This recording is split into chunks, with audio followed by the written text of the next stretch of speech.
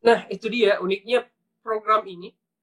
Jurusan yang kita ambil dalam program ini tidak perlu sesuai dengan studi kita, studi S1 kita. Karena pada dasarnya program ini pun tidak menyaratkan Anda harus punya gelar S1. Oh, jadi bisa lulusan SMA? Lulusan SMA bisa. Hai, selamat datang di Mentor Bahasa. Video ini adalah video pertama kami di tahun 2021. Dan video kali ini agak berbeda konsepnya dengan video-video sebelumnya. Kita akan ngobrol-ngobrol santai dengan salah satu sosok inspiratif, kreatif, dan berprestasi. Jadi topik yang akan kita bahas kali ini dengan beliau adalah salah satu beasiswa unik di Amerika untuk kalian yang kuliahnya beda jurusan dengan pekerjaannya sekarang. Tanpa berlama-lama, yuk langsung saja kita sapa orangnya ya. Assalamualaikum warahmatullahi wabarakatuh, Kak Arham. Assalamualaikum warahmatullahi wabarakatuh, Kak Yum. Apa kabar, Kak? Terakhir kita ketemu di salah satu mall di sini ya. Iya. Ya, jadi sudah sekitar berapa ya? 1 tahun atau 2 tahun? 2 tahun lebih mungkin. Ya, jadi kapan pulang kampungnya, Kak? Entah, belum apa? Istilahnya belum ada kejelasan karena pemerintah Malaysia juga menerapkan kayak pelarangan untuk orang Indonesia masuk ke Malaysia atas alasan situasi COVID di Indonesia parah atau zona merah. Jadi makanya lebih memilih tinggal dulu di sana, pulangnya kapan-kapan ya. Iya. Ya. Jadi ini sekedar informasi dulu kali ya buat teman-teman yang belum kenal Kak Arham. Kak Arham ini salah satu awardee atau penerima beasiswa CCIP. CCIP atau bagaimana sih Kak cara ngomongnya, CCI program atau CCIP? CCIP kalau misalnya lebih nyaman CCIP. Biasa bisa juga untuk lebih jelas biasa dikatakan CCI program. Jadi untuk lebih menjelaskan itu biasa CCI program. CCIP kalau lebih nyaman. Oke, jadi kita coba ikuti maunya yang punya program ya, CCI program. CCI program. Iya. Jadi Kak Arham ini salah satu penerimanya. Jadi kali ini kita mau berbagi, mau tahu lebih banyak itu dari Kak Arham. Kan pengalamannya pasti lebih real ya, lebih nyata gitu Kak.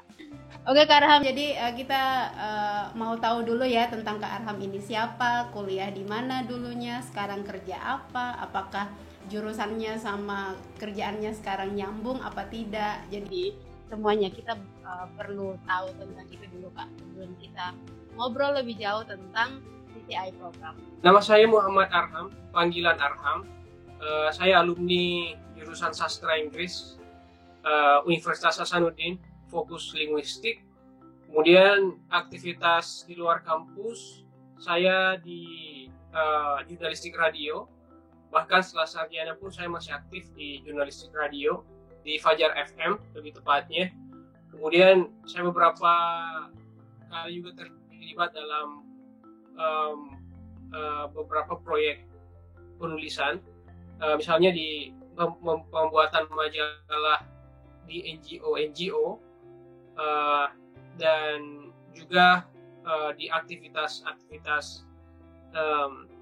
volunteer, misalnya mengajar untuk underprivileged communities, misalnya anak-anak jalanan, kemudian di panti asuhan, dan juga terakhir saya di Makassar tahun 2018 di Save the Children.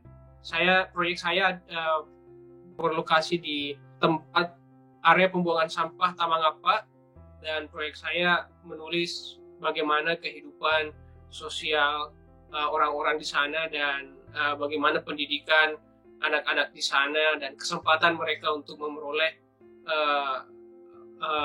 kehidupan yang lebih baik. Wah, jadi jago nulis ternyata Kak Arham ya. Iya. Jadi mungkin kalau saya ada teman atau ada siswa yang mau belajar nulis harus hubungi Kak Arham saja ya. boleh, boleh, boleh. Iya. Jadi memang di jurusan sastra Inggris itu apa namanya, kita kita harus jadi penulis kah atau kita harus jadi wartawan kah atau bagaimana? Karena sekarang jadi wartawan ya. Ataukah ini disebut jurusan yang tidak nyambung gitu, Pak? Sebenarnya ya ibaratnya bandara lah ya. Bandara itu satu tempat, kemudian dari sana kita berangkat ke berbagai macam tempat yang kita ingin tuju atau ingin kita datangi. Ya begitu juga di sastra Inggris sebenarnya.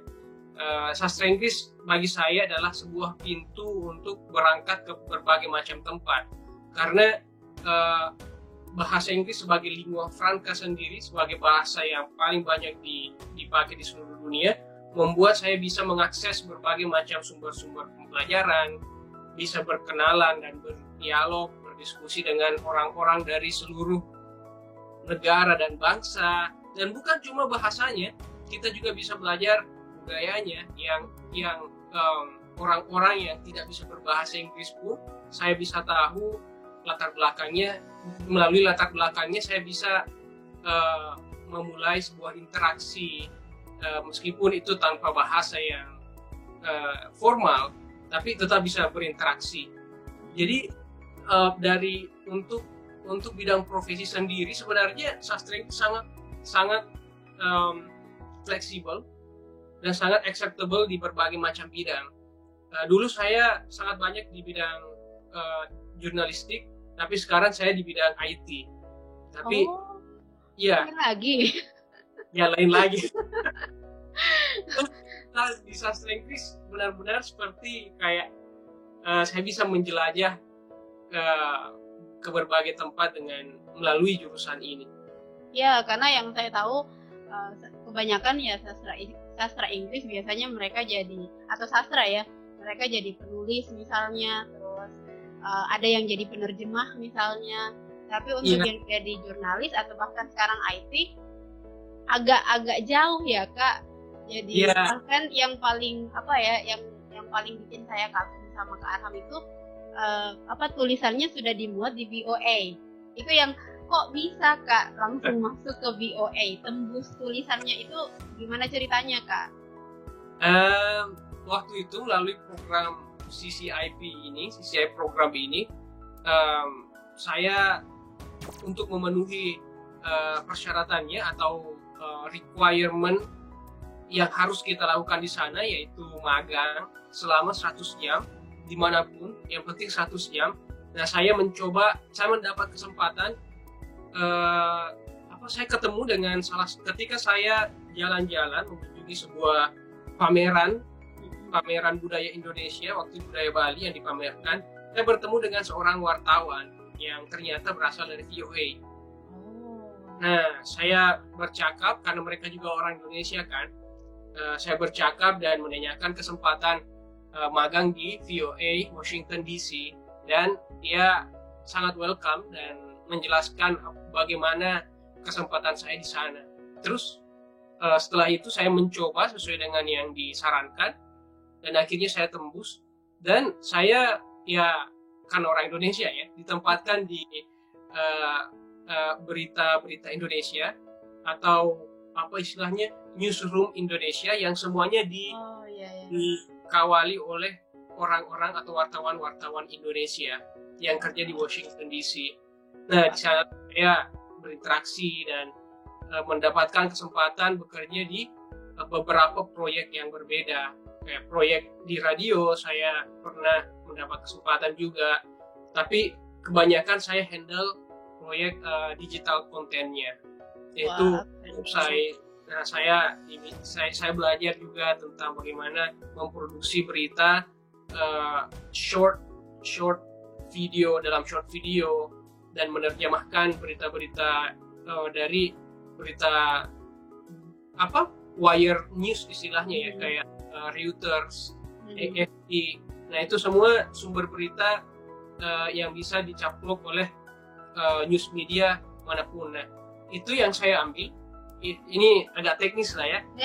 Berita-berita dari situ yang saya ambil, kemudian saya terjemahkan, kemudian saya mencoba untuk merekomposnya ya, kemudian saya convert ke dalam bentuk video. Jadi berita yang awalnya dalam bentuk artikel, saya jadikan video. Jadi harus kreatif berarti ya? Iya, harus kreatif. Dan untuk bisa magang di sana, sebenarnya ada banyak sekali jalan yang bisa kita gunakan. Salah satunya dengan beasiswa seperti yang saya ikuti, dan juga melalui program magang langsung yang di-offer sama VOA Amerika untuk wartawan-wartawan Indonesia. Jadi ceritanya CCI program ini membuka peluang, membuka jaringan ke jaringan-jaringan yang lebih luas lagi ya Kak ya. Ya, jadi apa sih sebenarnya ini CCI program? Jadi mungkin banyak teman-teman yang belum kenal, bahkan belum pernah dengar misalnya. Jadi apa sih, apakah CCI program ini semacam S2 atau seperti apa, atau apakah berapa lama misalnya program ini dilaksanakan, dan bagaimana masalah persyaratan-persyaratannya. Jadi ya. Iya. Jadi CCI program itu adalah non-degree program di Amerika yang disponsori oleh State Department. Itu semacam Kementerian Luar Negeri Amerika. Mereka membuat cultural exchange yang melibatkan beberapa negara-negara dari, ya mungkin istilah mereka third world countries lah, negara dunia ketiga yang seperti Indonesia, negara-negara di Afrika misalnya, yang waktu saya itu ada Ghana, ada Afrika Selatan, kemudian Pakistan, India, dan negara-negara lainnya. Ada 21 negara yang dilibatkan di sini. Jadi ada 21 perwakilan termasuk Indonesia. Kemudian beasiswa ini ada 3 kegiatan utama dalam beasiswa ini, yaitu kegiatan akademik, di mana kita atau partisipan sekolah di college, kampus college. Oh, jadi sekolah juga? Iya, sekolah di kampus college. Bukan di universitas, tapi di college. Itu mungkin yang membedakan sistem pendidikan kita dengan sistem pendidikan Amerika. Tapi ya kurang lebih seperti itulah. Saya sekolah di college, itu salah satu program yang utamanya. Kemudian yang kedua itu professional development. Yang pertama academic development, kemudian yang kedua professional development. Professional development ini memberikan kita kesempatan untuk magang di instansi-instansi terkait, tergantung jurusan yang kita ambil. Oh, gitu. Iya. Artinya jurusannya banyak ya? Pilihan-pilihan jurusannya banyak? Ada, kalau tidak salah ada 8 jurusan. Apa itu? Saya sebutkan ya.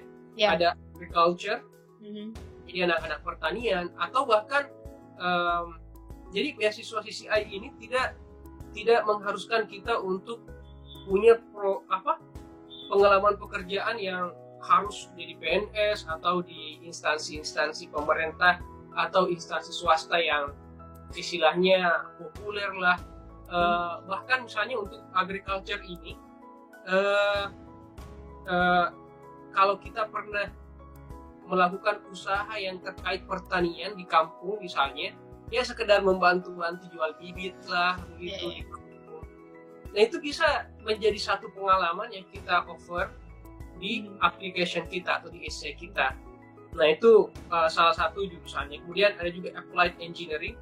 Applied engineering ini misalnya arsitektur, yang punya background di bidang arsitektur atau di bidang teknik sipil misalnya, ya teknik-teknik yang applied lah, yang teknik terapan mungkin. Kemudian ada business management and administration yang ada pengalamannya di kantor, misalnya di perkantoran, apakah dia sebagai sekretaris atau misalnya di bagian logistik atau bahkan sebagai karyawan bawahan lah istilahnya. Itu satu program yang valuable juga untuk kita ceritakan dan bisa jadi diterima di CCI program ini. Ada juga early childhood education yang pernah mengajar di TK.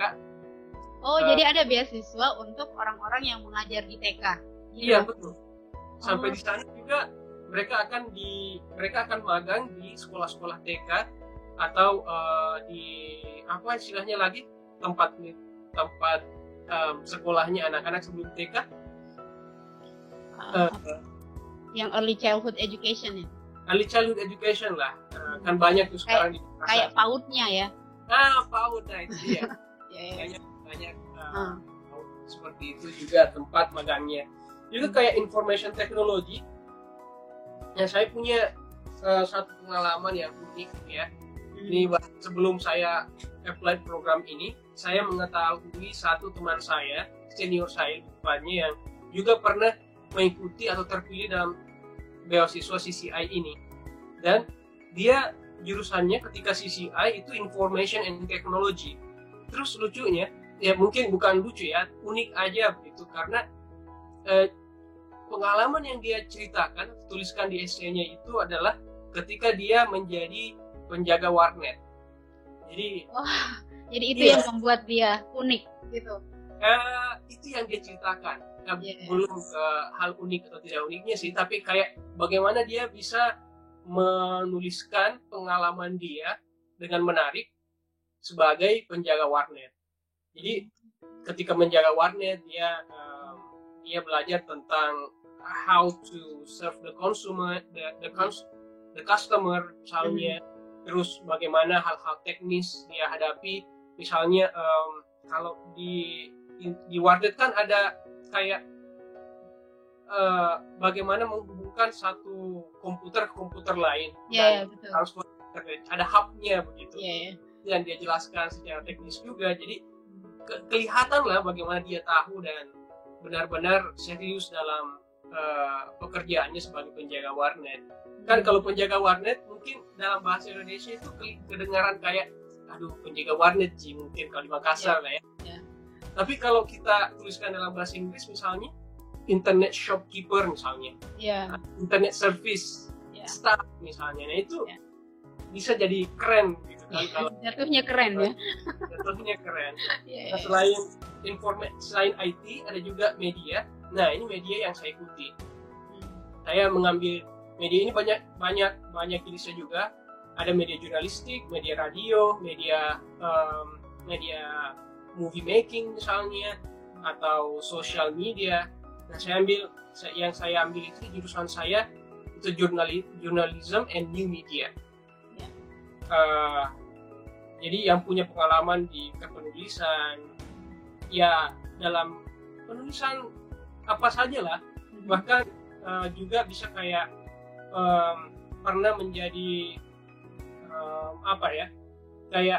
kayak orang yang bertanggung jawab untuk mengolah website komunitas, misalnya komunitas penulisan FLP lah misalnya, yang tren di Makassar misalnya. Nah, itu bisa juga kita pakai untuk apply beasiswa, bisa juga diterima, ada kesempatannya lah bisa dibilang. Atau yang pernah terlibat dalam movie making atau movie production, film production, nah itu juga bisa. Kemudian ada juga tourism and hospitality management, yang pernah kerja di hotel atau pernah jadi CSO, FO, kerja-kerja kantoran atau misalnya yang terima telepon misalnya kalau ada di pelayanan-pelayanan. Nah, jurusan-jurusan yang seperti itu ya sebenarnya luas sekali kalau kita bisa terjemahkan. Yang terjemahannya luas sekali begitu. Jadi apakah jurusan-jurusan yang tadi itu yang disebutkan, apakah harus sinkron dengan jurusan kita di S1 di Indonesia atau bagaimana? Nah, itu dia uniknya program ini. Kita jurusan yang kita ambil dalam program ini tidak perlu sesuai dengan studi S1 kita, karena pada dasarnya program ini pun tidak menyaratkan Anda harus punya gelar S1. Jadi bisa lulusan SMA? Lulusan SMA bisa. Teman saya kerja di hotel selama 5 tahun, dia tidak pernah kuliah. Diploma pun tidak pernah. Tapi dia punya pengalaman kayak 3 tahun itu, dan dia apply dan lolos. Sebenarnya pun beasiswa ini menyaratkan pengalamannya minimal 5 tahun. Maksimal 5 tahun. Bahkan mungkin pengalaman 1 tahun pun bisa. Yang penting ada pengalaman kerja sebelumnya. Yang penting ada pengalaman kerja dan tidak perlu S1. Oh wah, jadi maksudnya beasiswa ini koreksi ya kalau salah. Jadi maksudnya beasiswa ini diberikan kepada orang-orang yang mau mengembangkan karirnya, begitu ya? Iya, career development.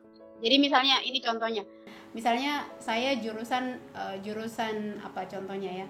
Oh misalnya saya jurusan matematika misalnya waktu kuliah, misalnya pendidikan matematika S1-nya, terus ternyata kerjanya bukan jadi guru, misalnya saya kerja sebagai orang yang memulai bisnis. Ada bisnisnya misalnya jualan jilbab misalnya, atau jualan kue misalnya. Jadi artinya saya bisa apply di beasiswa ini jurusan bisnis, gitu ya maksudnya? Betul jurusan bisnis.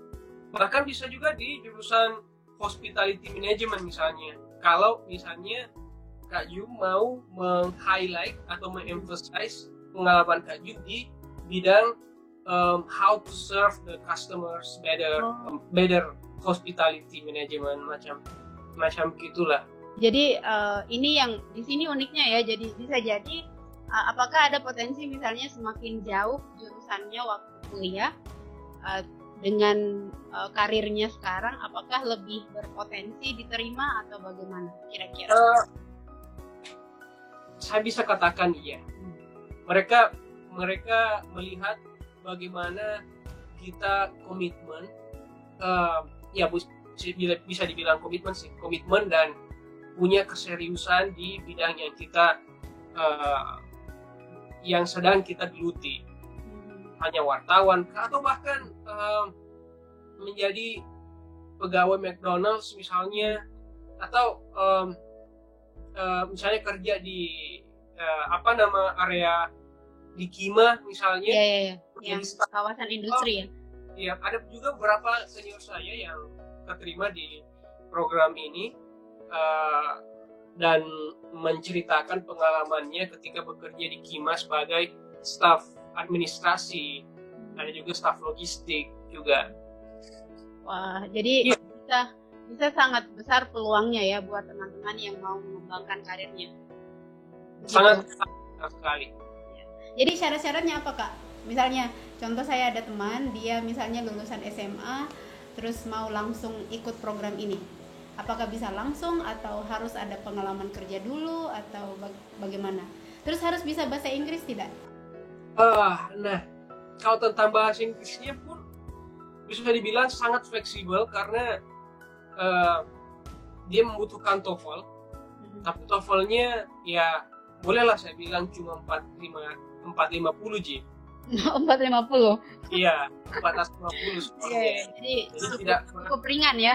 Ya, anak SMA saya pikir yang belajar bahasa Inggris di sekolah di SMA dan juga belajar bahasa Inggris, saya pikir bisa sih, apalagi anak-anak milenial gitu kan, yang tiap hari melihat konten-konten bahasa Inggris di sosmed, di Instagram. Jadi saya pikir mudah sekali. Kemudian tadi yang baru selesai SMA, secara normatif sih mestinya ada pengalaman dulu 1 tahun lah minimal, atau 2 tahun, 3 tahun supaya lebih matang.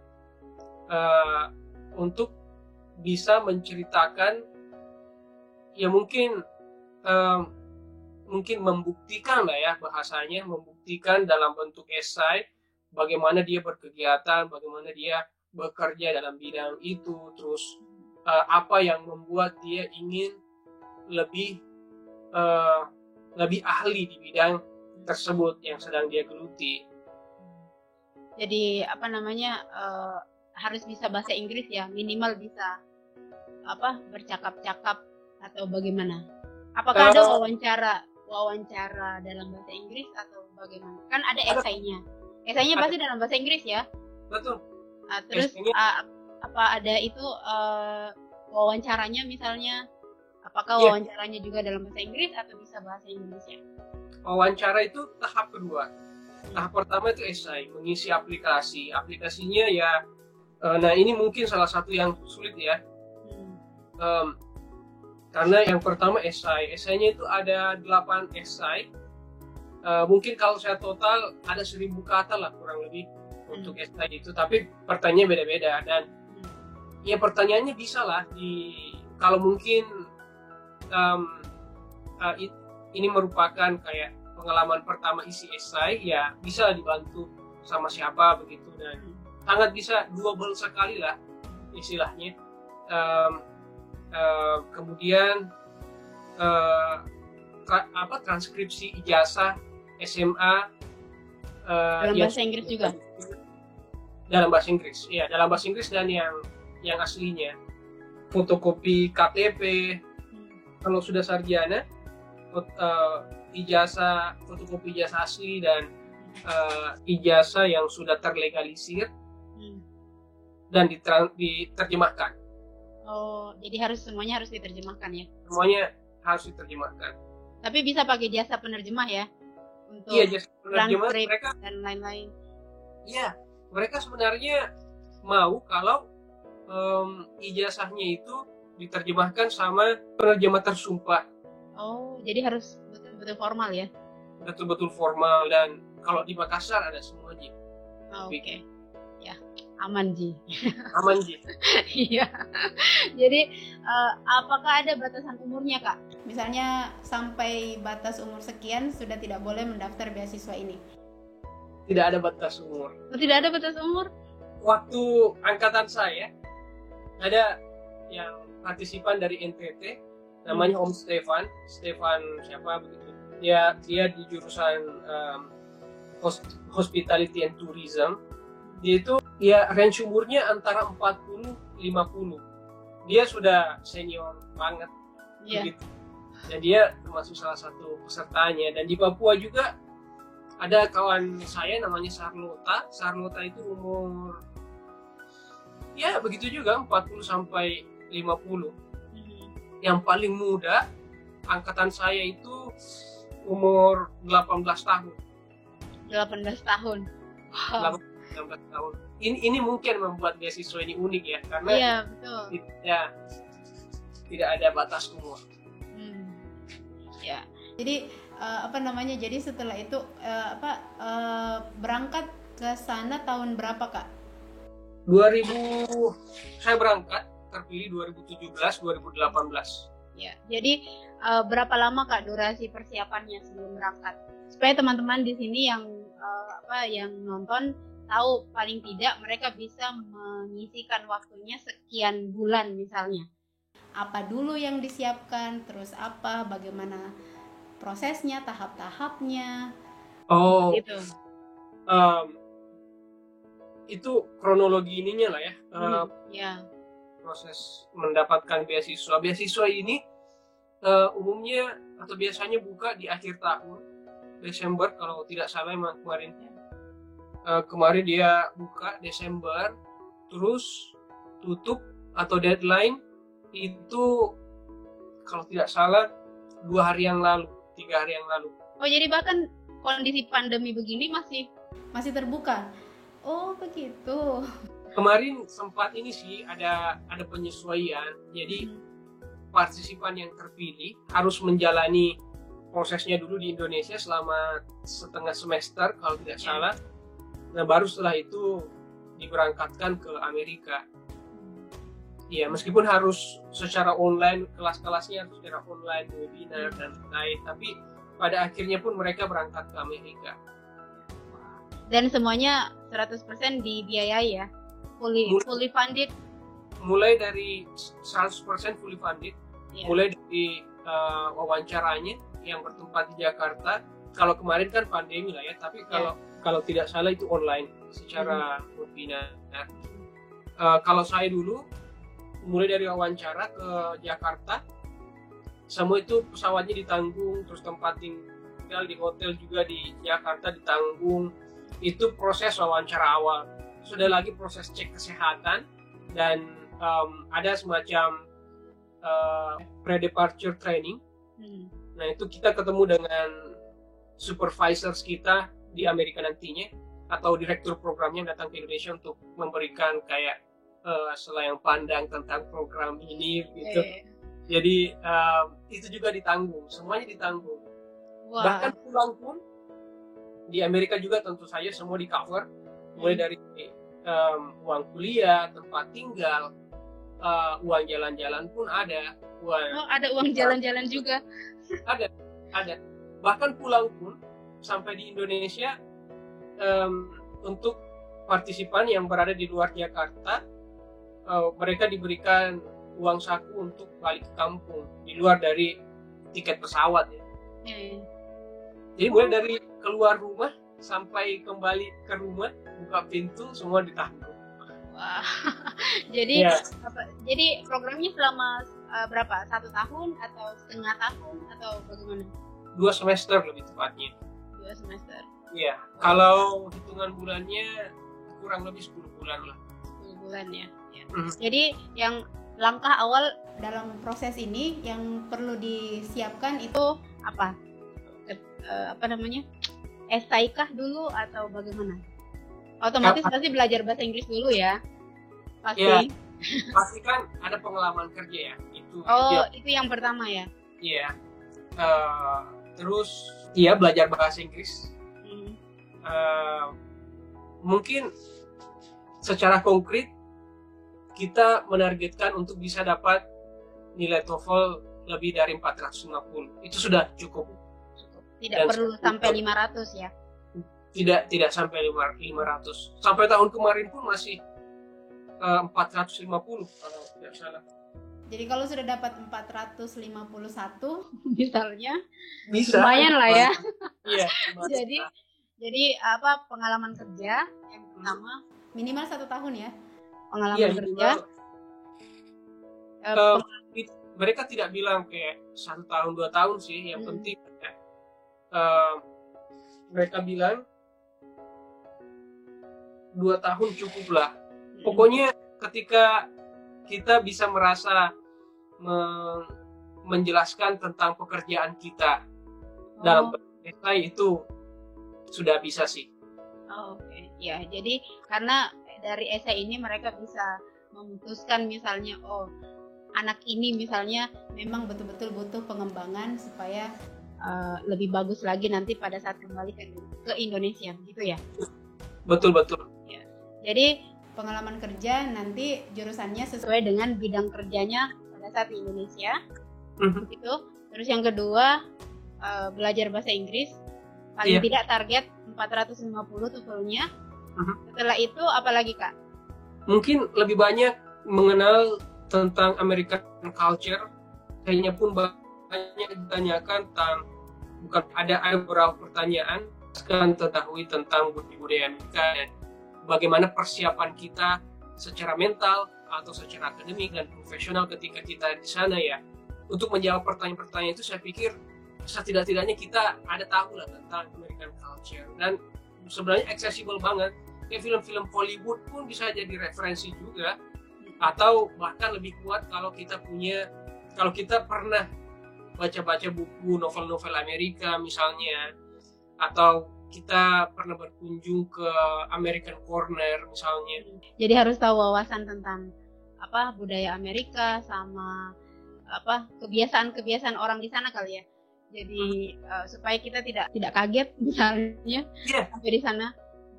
Terus proses seleksinya Kak bagaimana? Jadi kita sudah mengirimkan aplikasi nih, sudah mengirimkan esainya, formulir dan segala kelengkapan dokumen-dokumennya. Terus itu tahap pertama ya. Tahap keduanya apa? Setelah lulus berkas, kita istilahnya dari kandidat. Setelah kita mengumpulkan berkas, itu artinya kita sudah kandidat. Nah, setelah kita lolos atau tersaring dan terpilih di proses pengumpulan berkas, kita di shortlisted. Di shortlisted ini kita diundang ke Jakarta, itu waktu saya, tapi kayaknya sekarang online. Itu wawancara. Wawancaranya itu biasanya ada perwakilan dari native speaker sih. Dan native speaker, kemudian psikolog, dan juga alumni beasiswa S2 Amerika biasanya, atau Fulbright begitu. Nah itu pada saat proses wawancara. Setelah wawancara sudah sisa pengumpulan berkas-berkas imigrasi, misalnya ya kesehatan, kemudian pemeriksaan riwayat citizenship misalnya. Ini juga yang ada beberapa kasus, ada yang sudah lolos wawancara tapi visanya ketolak karena mungkin pihak intelijen Amerika ini masih sekedar hipotesis lah ya, di antara kami partisipan CCI, ya mungkin kayak gosip lah istilahnya. Kayak imigrasi Amerika pun punya semacam pihak intelijen yang men-trace riwayat sosial media kita, bagaimana sekolah kita di mana. Ini sih kayak mereka meng-counter kayak mungkin pikiran-pikiran radikal lah begitu, yang bisa masuk ke Amerika misalnya. Nah itu yang menjadi salah satu bentuk seleksi juga sebenarnya. Jadi tapi kita mengurus visa dan lain-lain itu setelah diumumkan lulus program ini ya? Iya, setelah betul. Jadi cuma ada 2 tahap ya? Berkas sama wawancara? Betul. Secara garis besar dan wawancara. Setelah itu ada pelatihan di Jakarta atau di mana? Atau lebih di kota masing-masing? Di Jakarta. Lebih ke pre-departure training sih. Kurang lebih seminggu dan kebanyakan ke pengenalan tentang kampus-kampus atau semacam team building, begitulah. Jadi berkenalan sama peserta lain juga. Iya betul. Jadi biasanya dalam satu kali berangkat itu ada berapa orang dari Indonesia biasanya? Waktu saya 30 orang. Jadi banyak ya. Dan semuanya tahun ini yang berkurang 10% bahkan. Jadi orang saja kalau tidak salah tahun ini. Mungkin itu juga karena kebijakan Trump juga kan, yang mereka banyak meng-cut program-program yang melibatkan kegiatan di mana orang dari luar Amerika masuk ke Amerika, imigran begitu. Terus tapi 30 orang waktu itu semuanya berangkatnya bersamaan? 30? Iya, bersamaan 30. Jadi seru ya, tidak perlu khawatir berangkat sendiri misalnya, atau kesasar di jalan atau bagaimana. Jadi 30-nya bisa rame-rame ke sana. Pemberangkatannya tergantung kampus. 30 orang ini dibagi ke, kalau saya tidak salah ada 6 kampus yang menjadi host program, dan itu di beda-beda states. Waktu saya di Virginia, Northern Virginia, ada juga di Arizona, ada di Boston, di mana lagi ya, ada di Pennsylvania. Tergantung juga. Kalau saya waktu itu ada 6 orang yang berangkat bersamaan. 6 orang. Intinya kita tidak akan berangkat sendiri ya? Kita tidak, hampir tidak ada kemungkinan berangkat sendiri. Ya, karena mungkin ada beberapa orang, khususnya siswa saya ya, kadang-kadang ada juga yang agak khawatir. Kita berangkat sendiri atau bagaimana? Saya takut naik pesawat sendiri sejauh itu ya. Jadi ada beberapa bahkan orang tua mungkin ya agak khawatir kalau anaknya, khususnya anak perempuan, berangkatnya sendiri jauh pula. Jadi ya, tapi kalau ini berarti aman ya. Aman lah. Tidak mungkin berangkat sendiri. Terus sampai di sana bagaimana ceritanya? Dijemput kah? Terus tinggalnya di mana? Kegiatannya apa saja? Yang masak siapa? Bagaimana di sana? Sampai di sana kita ditempatkan di apartemen atau di kompleks perumahan yang mereka sudah tentukan, dan kita akan tinggal dengan teman-teman yang beda-beda negara, dan hampir tidak ada kemungkinan kita bisa sekamar dengan teman Indonesia kita atau serumah dengan teman yang berasal dari Indonesia. Waktu saya serumah dengan teman saya dari Brazil, Afrika Selatan, Ghana, dan juga Cote di Ivoire, Pantai Gading. Oh ya. Nah, kami tinggal serumah. Terus ya dari situlah mungkin dinamika pertukaran budayanya sudah dapat gitu kan. Atmosfernya, salah pahamnya, salah ya? Pasti ada ya salah paham antara budaya. Ya, apalagi kalau kita membawa semacam pikiran stereotipe lah ya, yang kita bawa dari Indonesia. Ya wajar sih, karena di Indonesia juga lah ya masih jarang lah kita berinteraksi dengan orang-orang dari Afrika Selatan, dari India. Meskipun ada lah ya di Indonesia, tapi di sana kita memang benar-benar serumah. Jadi kayak stereotipe kayak saya misalnya, teman saya yang dari Ghana, ketika memasak itu berantakan banget gitu kan. Jadi saya kayak stereotip orang Afrika kayak ini, orang kita memang tidak rapi dan lain-lain. Tapi itu sebenarnya tergantung dari pribadinya begitu kan, dan memang orangnya seperti itu. Bahkan ada orang Indonesia yang berantakan juga. Banyak, termasuk saya sebenarnya. Ukur skala berantakannya itu beda mungkin. Ya adalah semacam itu, tapi seiring dengan program kita masing-masing kayak membenah diri. Kayak saya harus memberanikan diri atau punya kepedean gitu ya, percaya diri untuk berdialog dengan kawan saya dari Afrika ini, dari Ghana ini, untuk kayak berdialog lah istilahnya, bukan mengajari, bukan ya lebih ke berdialog. Bagaimana kalau kita misalnya di kulkas itu tempatmu di sini, bagianmu di sini, ya tergantung lah bagaimana nanti kita berdialog begitu kan. Oh, jadi masak sendiri-sendiri berarti ya? Masak sendiri-sendiri. Tadi saya sudah sebutkan dari 3, ada 2. Saya sudah sebutkan 2, akademik dan internship atau professional development. Nah, ada juga service learning development. Service learning development ini lebih ke kegiatan-kegiatan sukarelawan atau volunteer activity. Nah, volunteer activity ini kita punya slot 150 jam per orang. Itu bisa berubah-ubah sih tiap batch. Jadi saya harus melakukan kegiatan volunteer sukarela di organisasi-organisasi sosial di Amerika atau event-event kemasyarakatan di Amerika selama 150 jam di sepanjang stay saya di Amerika selama 10 bulan. Jadi tempat volunteer itu misalnya NGO atau rumah, kan di Amerika sangat khas dengan senior house, di mana mereka menempatkan orang tua mereka di panti jompo. Panti jompo. Oh, tapi panti jomponya keren ya? Ya sih. Ya tapi ya panti jompo, ketika kita volunteer di panti jompo, otomatis kita juga bisa belajar budaya dan bisa praktis bahasa Inggris lah. Iya, betul. Iya, dan ya biasanya orang tua begitu kan, mereka punya banyak cerita, ya mereka mau sharing lah.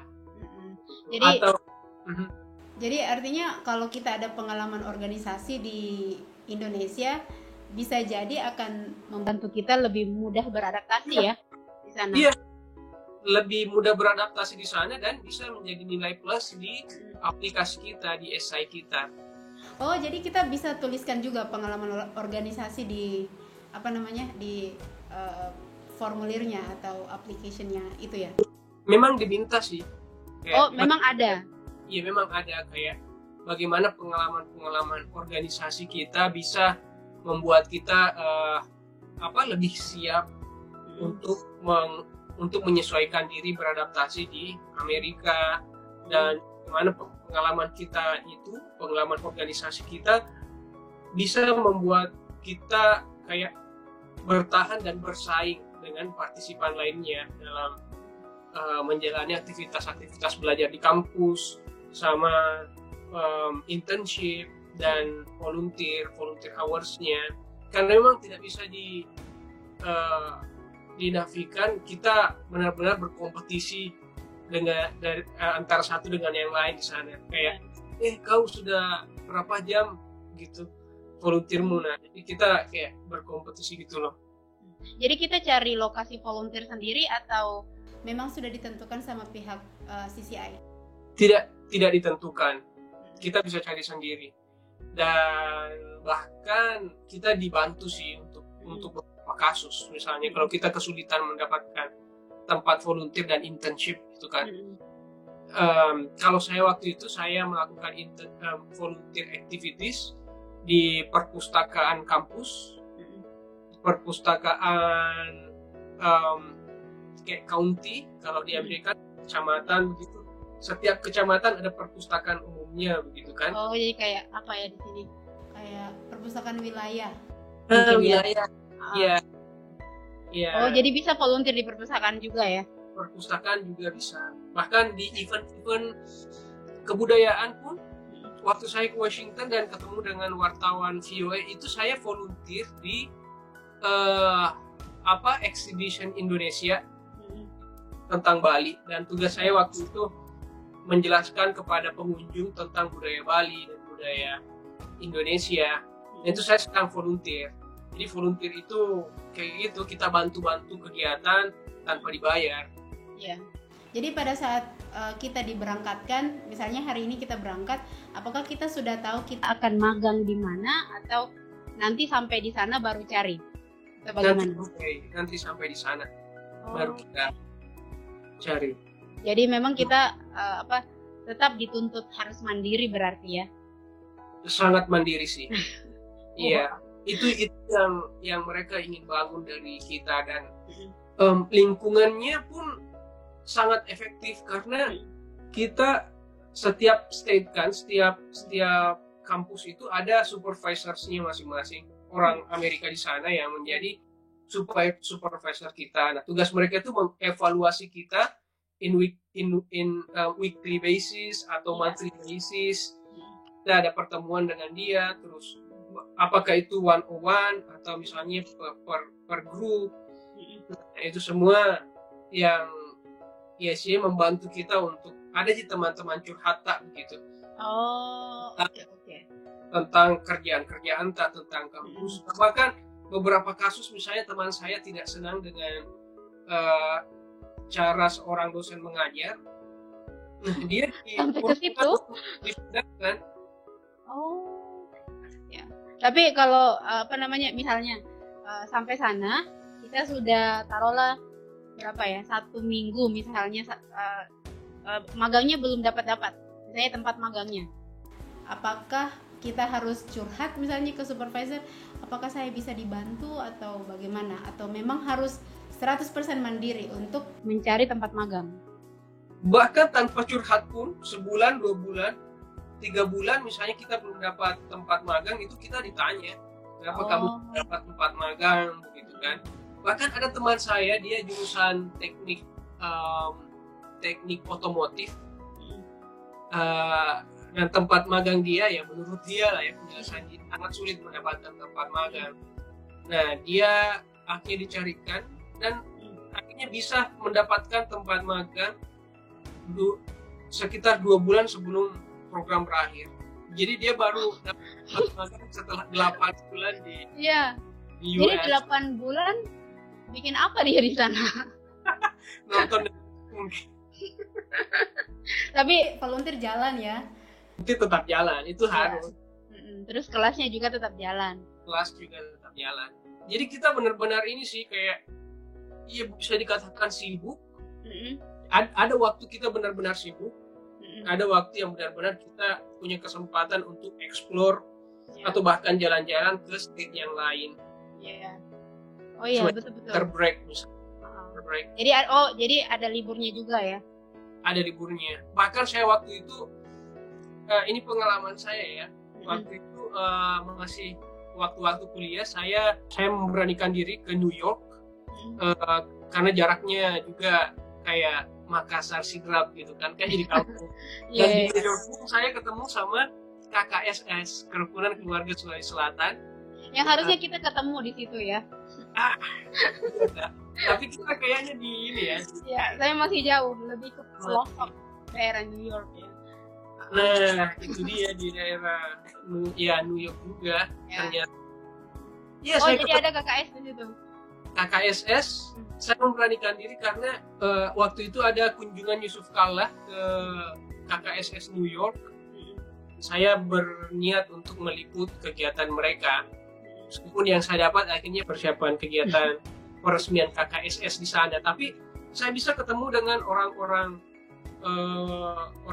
Makassar, orang Sopeng, orang juga bahkan yang tinggal di New York, dan mendengar atau menyimak pengalaman mereka, begitu kan, berinteraksi dengan mereka, dan akhirnya bisa makan coto Makassar di New York. Jadi itu kayak relieving. Iya. Jadi artinya sekarang banyak orang Indonesia di Amerika ya. Banyak misalnya di New York, banyak sekali orang Indonesia di sana. Banyak, mereka ada komunitasnya masing-masing. Kan orang Jawa, orang Papua, orang Sumatera, misalnya Kalimantan. Wah, pasti seru sekali ya bisa ketemu sama orang sekampung, senegara, terus makan makanan khas. Oh, dan apa pakai bahasa daerah pula di sana, pasti rindu ya. Yang kita setiap hari pakai bahasa Inggris, tiba-tiba kita rindu pakai bahasa Indonesia atau bahkan pakai bahasa Bugis atau bahasa Makassar, bahasa Jawa. Pasti seru ya. Iya. Bahasa Gyoko New York. Iya. Bahasa Joka lo di New York. Apa mau bahasa Ogi dan mau bahasa Inggris? Iya, bahasa Inggris. Jadi pasti pengalamannya menarik ya. Terus satu lagi, ini mungkin pertanyaan terakhir ya karena kita waktunya agak terbatas. Pengalaman apa yang paling berkesan selama tinggal di sana? Ya mungkin waktu saya internship di kampus, koran kampus. Nah, waktu itu saya bertugas untuk meliput sebuah seminar film production. Filmnya tentang mantan narapidana yang sudah keluar dari penjara. Jadi narapidana ini yang kebanyakan kulit hitam, mereka selama di penjara kayak helpless gitu kan. Tapi di tengah keputusasaan mereka dibantu dengan beberapa NGO, mereka membuat semacam kelas fotografi di dalam penjara itu, di incarceration itu. Saya untuk mendapatkan liputan yang bagus, saya harus bercakap-cakap dengan mantan-mantan narapidana ini. Ya biasalah, ya mungkin juga saya bahkan di kampung pun di Makassar saya jarang berinteraksi dengan orang-orang yang dari penjara misalnya, apalagi waktu itu di Amerika begitu kan, dan rata-rata orang kulit hitam, jadi stereotipe saya tentang orang kulit hitam itu masih ada. Ya mungkin bisa dibilang masih rasis, tapi masih wajar lah karena masih dalam proses pembelajaran. Jadi saya masih agak takut, dan bahasa Inggris saya masih saya khawatirkan, tapi harus tetap saya lakukan. Saya berdiri dan akhirnya langsung disambut begitu, hey man, hey bro. Jadi ramah ya, terbuka. Terbuka, dan mungkin tidak sama kalau kita misalnya sekedar melihatnya di sosial media, di film-film yang menggambarkan bagaimana kulit hitam yang sangat bersahabat dengan, yang lingkungannya sangat bersahabat dengan narkoba, kriminal dan lain-lain. Kemudian kita lihat hey yo man, kayak action-actionnya begitu. Ketika kita berhadapan dengan mereka, kayak rasa interaksinya itu sangat dekat, begitu, sangat welcome, begitu kan. Nah di situ mungkin salah satu kayak semacam turning point bagi saya, kayak titik balik di mana saya memahami yang namanya pada dasarnya semua orang sama Ji. Yang mungkin yang membedakan kita ya bukan warna kulit, bukan identitas sosial, kulit, agama, bukan pandangan politik bahwa saya suka partai ini, saya juga suka partai itu, terus kalian suka partai itu, dan kita harus menjaga jarak. Pikiran-pikiran itu semua kayak saya pelajari, dan saya lebih belajar melihat kepribadian dan pengalaman seseorang. Dan memang ya pada dasarnya akhirnya saya kayak berpikir kita tidak pernah bisa membenci seseorang. Kita tidak akan pernah bisa membenci seseorang setelah kita mendengarkan kisahnya dia. Iya, betul sekali. Sebagaimanapun kita punya asumsi-asumsi sebelumnya, oh dia orang dari penjara, oh dia orang kulit hitam, oh orang-orang India hitam-hitam besar-besar dan dia banyak pemerintahan begitu kan. Itu semua stereotipe yang akhirnya saya pelajari, dan mungkin di situ juga saya belajar bahwa dalam proses pembelajaran kita tidak sekedar learn, tapi ada proses unlearn juga yang kita lakukan, yang ada ternyata yang harus saya pelajari ulang. Saya kurang lebih seperti itulah. Iya. Jadi mungkin yang perlu kita lakukan sekarang lebih sering-sering bergaul keluar dari komunitas kita.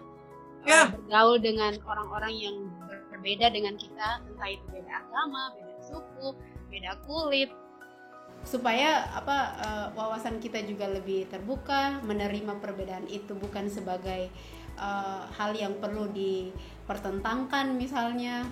Karena sekarang entah kenapa ya, zamannya sekarang begitu kita melihat perbedaan langsung dihakimi begitu ya.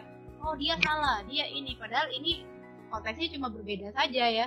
Jadi mungkin pengalaman di CCI pasti sangat membawa pembelajaran yang sangat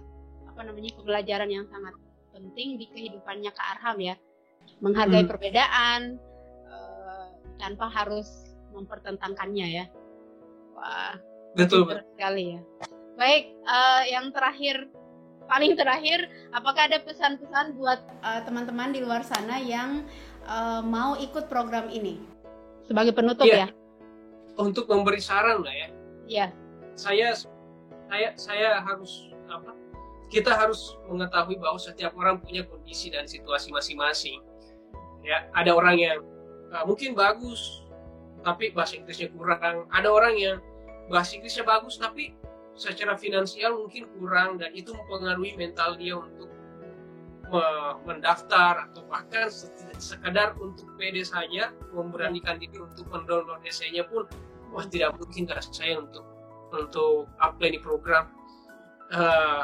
Ya memang itu adalah hal yang harus kita ketahui ada begitu kan. Tapi dengan kesempatan yang ada yang bisa kita peroleh saat ini yang jauh lebih luas, sumber-sumber pembelajaran pun banyak di YouTube, di internet, website. Saya pikir semua punya peluang yang sama untuk mendapatkan beasiswa ini, begitu kan? Ya, pada dasarnya jujur, to be terribly honest, like everyone has different opportunities based on their background. Begitu kan, tapi jangan sampai background itu yang membuat kita demotivated, dan dari situ kita memang kayak harus memilih untuk menuliskan cerita kita sendiri dengan memulai apply dan mengusahakan semua persyaratan-persyaratannya. Wah, bijak sekali ya. Jadi setiap orang punya ceritanya sendiri, punya perjuangannya masing-masing. Jadi maju saja, pantang mundur, jangan takut ditolak ya. Iya, di zaman ini kita memang harus kebal-kebal ditolak lah. Iya, betul sekali. Ya. Baik, terima kasih banyak Kak Arham atas waktunya. Ini informasinya berguna sekali buat teman-teman di luar sana yang sedang mempersiapkan diri untuk belajar ke luar negeri, khususnya buat teman-teman yang jurusannya beda dari S1 atau sekolah, terus pekerjaannya juga dari pekerjaannya. Jadi informasi ini sangat-sangat membantu mereka. Terima kasih banyak, dan semoga cepat kembali ke tanah air. Kita bisa nongkrong lagi, minum kopi, dan ngobrol tentang banyak hal ya. Banyak hal juga yang saya belajar. Baik, terima kasih banyak. Assalamualaikum warahmatullahi wabarakatuh. Assalamualaikum warahmatullahi wabarakatuh. Ya. Jadi itu saja bincang-bincang kita kali ini dengan Kak Arham. Semoga obrolan kita hari ini bermanfaat buat kalian semua. Dan jangan lupa, mari bijak berbahasa. Sampai jumpa.